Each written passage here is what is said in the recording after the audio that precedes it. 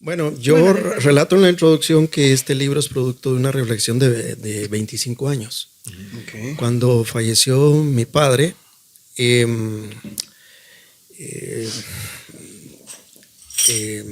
yo llevaba a mi hija, por supuesto, como 2 o 3 días después, porque yo fui a inspeccionar que le pusieran bien la lápida.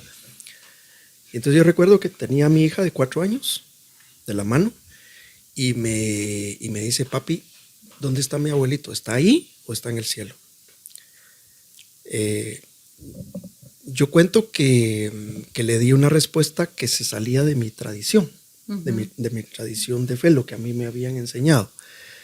Y más se lo dije por, digamos, por una cuestión de fe o por propia convicción, porque yo no había incursionado en estudios teológicos y lo que a mí se me había enseñado era diferente a la respuesta que yo le di a ella. Siempre comparto, fui profesor por espacio de 15 años enseñando escatología, que es una rama de la teología que estudia las últimas cosas, como por ejemplo los asuntos de la muerte. Porque eso es importante, o sea, que me motivó. De hecho, tuve un poquito de conflicto con uno de mis jefes ministeriales, porque cuando yo le di el libro me dice: Carlos, no tienes necesidad de meterte a esos temas porque son un poquito polémicos, y al estilo Vero le dije: no puedo. Es una reflexión de hace 25 años de la pregunta más difícil que me han hecho. Ni siquiera en la universidad me hicieron esa pregunta, una pregunta difícil como me la hizo una niña de 4 años, mi hija Paula. A ella le dediqué el libro. Okay. Y entonces, porque durante 25 años me ha parecido que las respuestas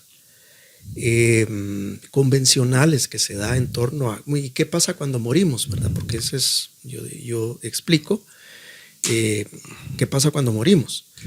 Pero lo que se nos dice muy trivialmente y que no se explica y que por otro lado se contradice en sermones, en charlas, en pláticas de consolación, en pésames, y no solamente en la iglesia evangélica, también en la iglesia católica, es que dicen: bueno, cuando alguien muere, el espíritu vuelve a Dios que lo dio, el alma está en una especie de letargo o está dormida esperando la resurrección de los muertos, y el cuerpo vuelve a la tierra que lo dio. Yo digo, no es así. Entonces, yo lo fundamento con el relato de Rico y Lázaro, que para algunos es una parábola, para otros no es una parábola, para otros les parece que es un cuento, y de hecho está fundamentado en relatos antiguos egipcios, ¿verdad? También la tradición rabínica siglos antes de Cristo tenía relatos muy parecidos, y lo que hace el Señor Jesús es utilizar un relato conocido con creencias conocidas para explicar qué pasa cuando alguien muere. Es el relato de 2 personajes que probablemente no existieron. Un rico que el Evangelio no da un nombre, pero que la tradición lo ha llamado Epulón. Epulón, la traducción de Epulón es una persona espléndida en banquetes, ¿verdad? Y por eso le pusieron el Epulón, y se quedó como un nombre propio, pero en realidad el Evangelio no da el dato de su nombre.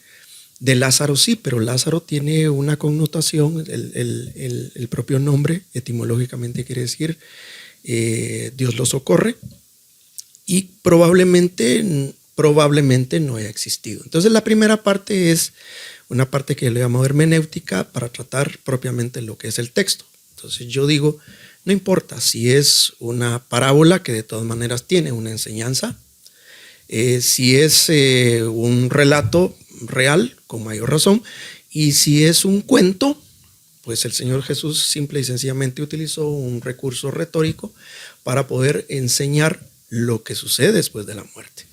Entonces, la segunda parte, que es la parte principal, la parte refutativa, yo empiezo con el sinsentido que nos han vendido. Eso, digamos, de una forma mercadológica como para poder vender, ¿verdad? El libro, ¿verdad?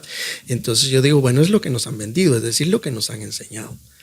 Pero el texto no lo dice así, por el contrario. Por ejemplo, que el alma duerme esperando la resurrección es falso. A través de ese relato, yo les digo a mis estudiantes, miren, pues aquí que hay dos posibilidades, les digo yo.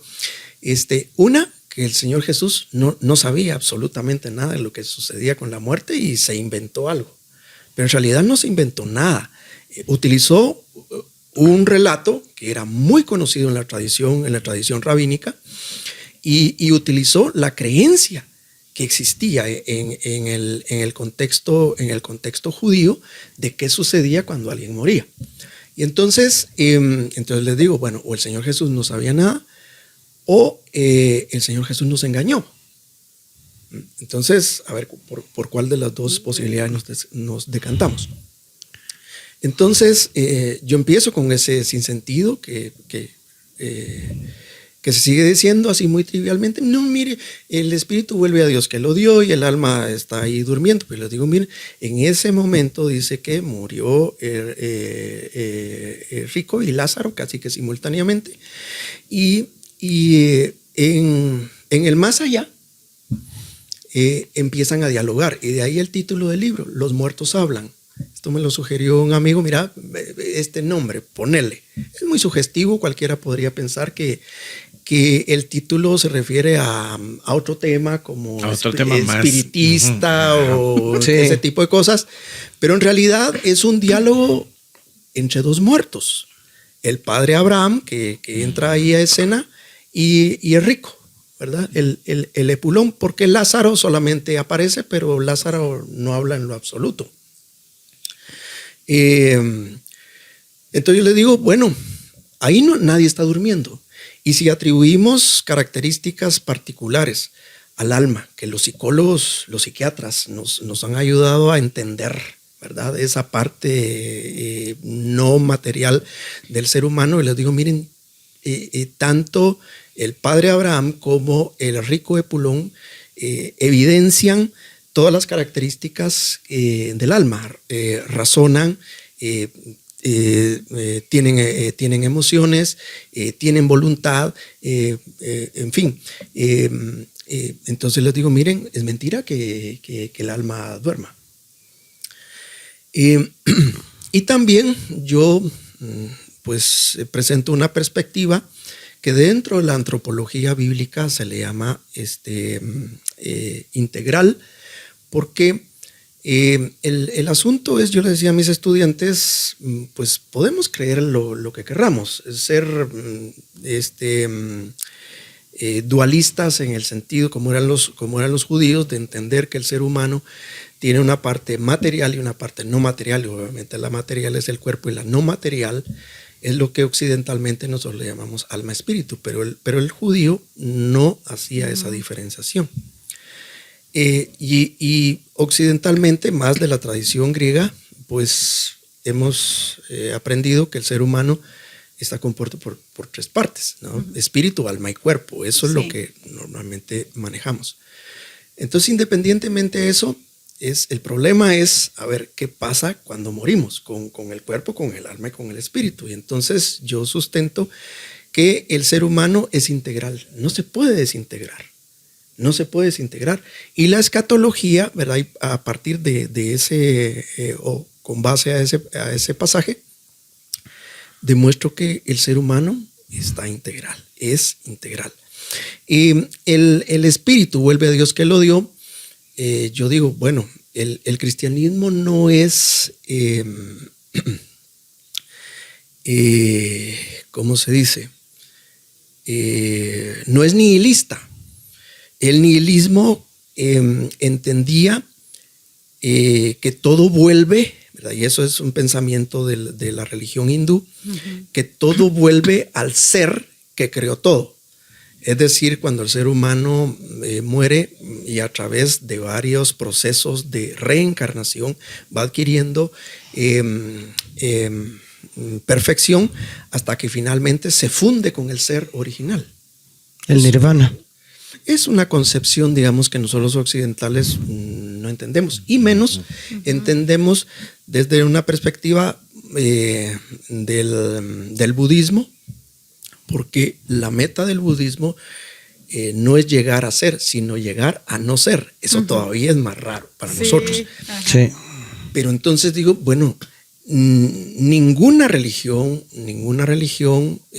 monoteísta ni semítica, entendiéndose judía, ni cristiana, ni musulmana, son nihilistas.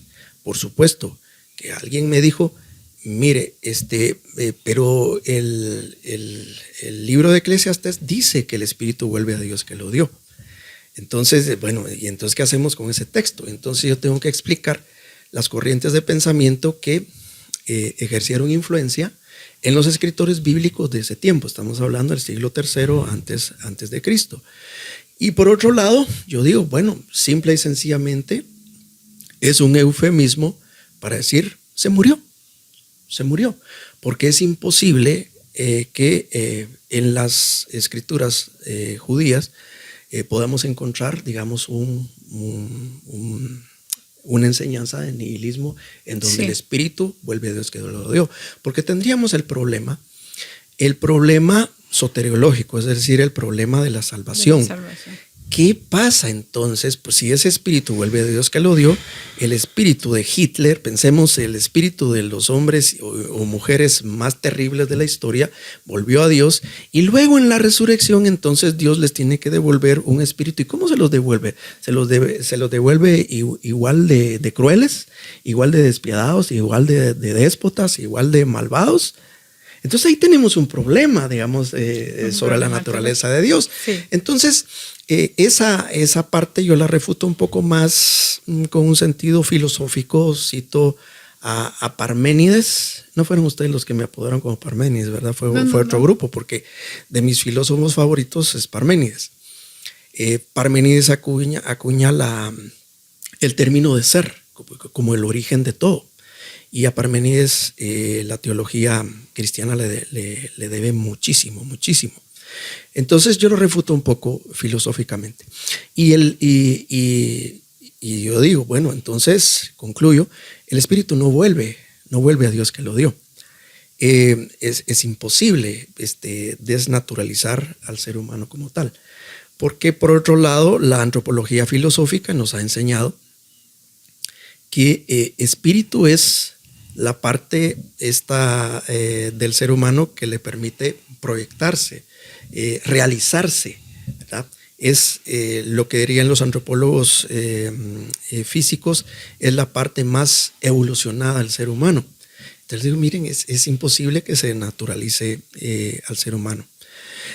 Y finalmente digo, bueno, el cuerpo no vuelve a la tierra que lo dio. Yo digo sí y no, porque es lo más próximo a una verdad que nosotros podemos comprobar. Cuando me tocó que trasladar a mi papá de un mausoleo familiar que tenemos nosotros en Antigua, del cual somos dueños como 30 personas para 7 nichos. Entonces, pues compramos, ¿verdad? E hicimos por ahí un pequeño mausoleo y trasladé a mi papá. Y comprobé que pues lo que quedaba de mi papá era lo más evidente, un cráneo y un fémur, y luego pues ya todo estaba ya casi en proceso de cenizas. Cualquiera me hubiera dicho, no, pero está ahí, ¿sí?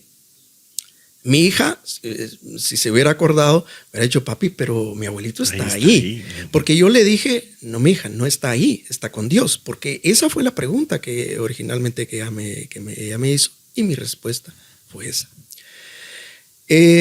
Entonces es evidente que el cuerpo está ahí. No, pero está ahí. Yo utilizo una figura tomada de la botánica. Tengo un amigo que es teólogo y es ingeniero agrónomo con una maestría en una especialidad de botánica. Y entonces le digo, mira, ¿cómo se entiende esta verdad que el Señor dijo? Si el grano de trigo no cae a tierra y muere, ¿sí? No se reproduce. A ver, explícame. Y entonces yo utilizo esa figura para explicar. A ver, ¿qué pasa con el cuerpo? Ciertamente, cuando morimos, efectivamente, dice, el cuerpo vuelve a la tierra de donde se tomó, porque de acuerdo al capítulo 2 de Génesis, dice que el ser humano fue tomado del barro, tomado de la tierra, y así se formó la parte material. Entonces, dice el texto que también cuando el ser humano muere, pues el cuerpo vuelve a la tierra y se puede comprobar. Por mucho tiempo yo les explicaba a mis estudiantes, bueno, cómo sucede eso. Y encontré un ejemplo que finalmente me pareció muy burdo hasta que encontré este. Porque yo les decía, ¿saben qué pasa con el asunto del cuerpo? ¿Han visto ustedes, bueno, no sé, le digo, en Oriente, donde regiones cálidas, donde hay muchas serpientes? Han visto ustedes que hay unos canutos, ¿verdad? Pues es la serpiente que ha mudado de piel. Correcto. Es decir, ahí dejó mudada su piel, porque el apóstol Pablo en el capítulo 15 de 1 Corintios dice que seremos transformados, el cuerpo es transformado. A los corintios les dicen, miren, no sean, hoy diríamos, no sean tontos, no sean ingenuos, miren, el cuerpo será transformado, porque así como se siembra material, ¿verdad? Se cosecha o se segará espiritual. Entonces, no es lo que se siembra, ¿verdad? Lo que llegará a ser, dice el apóstol. Entonces, eso les explicaba. Pero cuando mi amigo, aunque yo ya venía reflexionando un poquito, pero me explica él, y ahí está, yo lo cito, es el ingeniero Sanabria, hondureño, un amigo muy, muy, muy especial. Entonces, yo pongo el ejemplo de cuando nosotros de niños, y bueno, y esto lo vimos con nuestros hijos y con nuestros nietos, porque todavía se sigue experimentando que un frasquito con algodón, con agüita y no sé qué más, entonces es un maicito, un frijolito, y entonces el proceso de germinación. Y ahí surgió una plantita, ¿verdad? Surgió una plantita. Pero esa plantita surgió y ahí está el granito pegadito en una de sus raíces que ha desarrollado. Ese es el mejor ejemplo de un cuerpo transformado. Por lo tanto, sí y no, el cuerpo vuelve a la tierra que lo dio, no, más bien es transformado. Entonces, es otro ejemplo que yo pongo por ahí.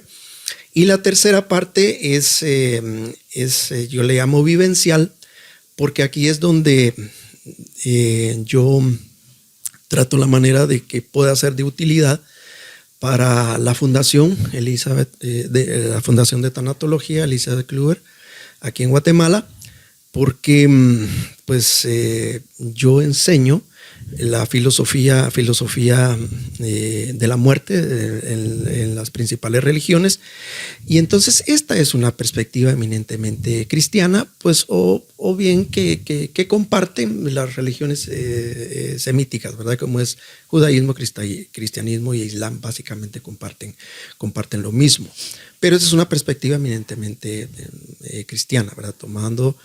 Tomada del Evangelio de Lucas. Entonces, esa tercera parte, pues más que reflexionar sobre la muerte, reflexionamos sobre la vida y las condiciones previas a morir. Y casos extremos, porque por ejemplo, le comentaba a Vero, ahí pues yo documento cuatro casos de extremos donde a partir del caso de Lázaro, porque Lázaro, algunos suponen que probablemente era un lisiado, probablemente era un parapléjico, que los familiares lo llevaban durante el día para que pudiera mendigar, que por la misma condición probablemente, ¿verdad? Tenía llagas, en fin. Entonces, digo, bueno, hay situaciones en donde las familias tienen a Lázaros, es decir, parapléjicos, en una condición, yo le comentaba a Vero, ahí documentó el caso de nuestra directora, la doctora Wendy Pineda, que le tocó hacerse cargo de un tío que poco a poco fue perdiendo su capacidad cognitiva. No le determinaron Alzheimer como tal, pero sí su capacidad cognitiva se fue perdiendo. Y les tocó que cuidarlo porque viudo, había perdido a 2 de sus hijos en su juventud y se había quedado viudo, y casi que quedándose viudo tiene un accidente, y a partir de ahí pues su capacidad cognitiva, un abogado, un profesional, pero poco a poco fue perdiendo su capacidad. Pero sabemos de casos, le comentaba a Vero de casos de una amiga que tiene una niña especial, nació con una condición especial que básicamente está postrada, ¿verdad? Ha estado postrada por 30 años. Cuando el esposo se dio cuenta de la condición de la niña, la abandonó a su esposa y a su hija y a los otros hijos, y ella se ha dedicado a cuidarla a ella. Tiene su Lázaro a quien cuidar. Pero por otro lado también el relato nos hace pensar la brevedad de la vida y la inmediatez de la muerte. Es decir, la muerte es impredecible. Yo siempre, después de cumplir 35 años, yo les digo, miren, a partir de ahora ya le voy a dar vuelta a mi reloj de arena, ya estoy en la segunda parte. Porque si nos vamos a lo que dice las Sagradas Escrituras, dice que el promedio de vida es 70 años y en los más fuertes 80. Y si es por expectativa de vida familiar, mi padre murió a los 70 y mi abuelo murió antes de los 50. O sea, no tengo mucha expectativa de vida, estoy consciente de eso. Y por otro lado, la expectativa de vida en América Latina, aunque ya subió un poquito, creo que es 67, 68 años. Entonces, por ahí yo he proyectado mi vida a 70. Tengo 59, me quedan 11 años. Y no tengo problema alguno con decir, mira, ay, no, mi nombre, que la boca se te tuerza, que cómo vas a pensar. Solo Dios lo sabe. Pero la muerte nos puede sorprender. Sí. A algunos los ha sorprendido jóvenes. No, el relato no dice cuántos años tenía Lázaro, cuántos años tenía Rico. Pero la muerte lo sorprendió, ¿verdad? En un momento determinado, nadie sabe en qué momento. Cuento el caso de una sobrina que me autorizó poner los nombres. Hay 4 casos, 3 me autorizaron poner los nombres y apellidos, porque no, póngalo. Y tengo el caso de un amigo que tiene un nombre ficticio. Pero hablando de la muerte es repentina, no avisa. El caso de una sobrina que pues perdió a su esposo a los 30 años, se quedó ella viuda.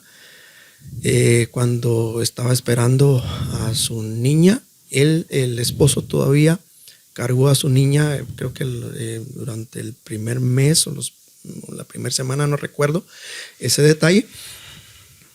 Y luego en las preguntas, ¿y por qué a mí? ¿Y cómo? ¿Verdad? Entonces también trato de dar algunas respuestas a partir de la experiencia que ellos han vivido y tomando como base la experiencia de Rico y Lázaro. También lo enfoco desde la importancia que es de dejar un legado. No, por lo mismo no seremos eternos. Entonces yo creo que lo importante es entender el propósito, el fin por el que estamos en este mundo de pasadita, ¿verdad? Y cuento el caso de un amigo, tiene un nombre ficticio, que lleva ya casi 15 años de un proceso de hemodiálisis. Un día sí, un día no. Tiene que viajar cerca de un poco más de 100 kilómetros, un día sí, un día no. Por supuesto que lo llevan, lo traen. Pero que a pesar de su limitación y esta enfermedad degenerativa, ya le construyó, digamos, un hotelito a la esposa. Ya sacó adelante a sus 3 hijas profesionales. Participamos de la graduación de la última de sus hijas. Y entonces yo digo la importancia de dejar un legado, ¿verdad? La importancia de dejar un legado. Y finalmente el libro termina con una breve reflexión indicando que la muerte no es el fin. Mi experiencia me ha enseñado que todo ser humano, o en todo ser humano, hay un pensamiento de trascendencia. Aún los materialistas y ateos, porque he tenido amigos de un pensamiento materialista y ateo, y sin embargo entienden la trascendencia. Ahorita que mencionó usted a Nietzsche, así hablaba Zaratustra. Nietzsche entendía que la vida es un proceso de transformación, ¿verdad? Como lo que dijo Zenón, la serpiente que muerde la cola. En determinado momento volveremos, ¿verdad?, hacia un gran ciclo, pero que de todas maneras la muerte no es el fin. Y de todas maneras un materialista entiende que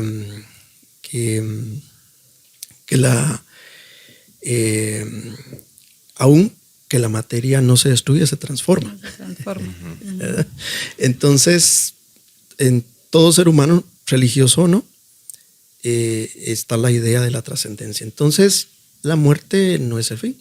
Por lo tanto, no hay ningún problema con morir.